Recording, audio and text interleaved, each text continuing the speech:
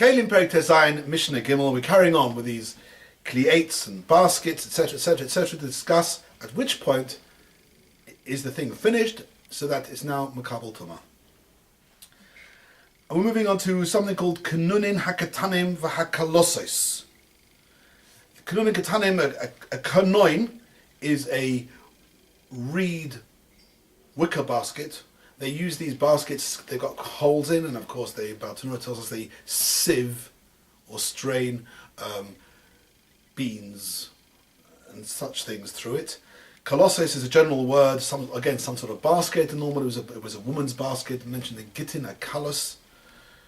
And these things, like in the previous Mishnah, they're only finished mishiyachsoim, when you finish you do your weaving of the basket, and when it's finished, mishiyachsoim means you make the edge, the top edge, v'yikanev, and you clip off all the little bits sticking out, then it's finished.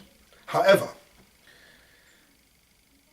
hakanunim hagadolim, very large baskets, vasugin gadolim, we know the word sug. Sug is a type, it means things they used to, a compartment. A sug, it was an enormous basket with compartments in.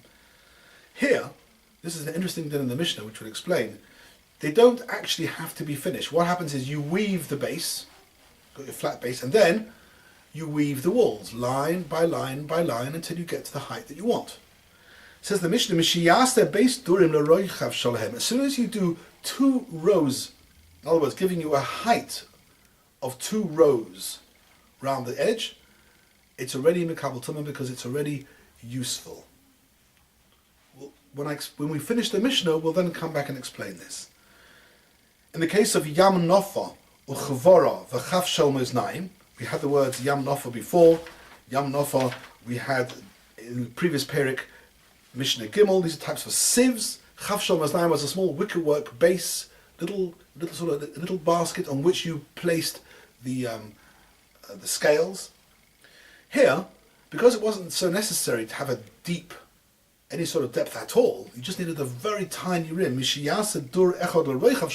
as you do 1 row, giving you basically in effect roichav here being the height, as soon as you have 1 row of height, that it's already Makabel Tumah. And Mishnah's carrying on with a few more examples like this. A kupa is some sort of box or a square thing. Mishiyase based spherois l'roichav shelo. As soon as you do, same word we had before with door, it's now used sphere instead of door. There's a pshat in the Gon, but I think pshat is also, you can say that when we're dealing with circular kelim, the word is dur, and here we're dealing with a square keli, the word is sphera. As soon as you do 2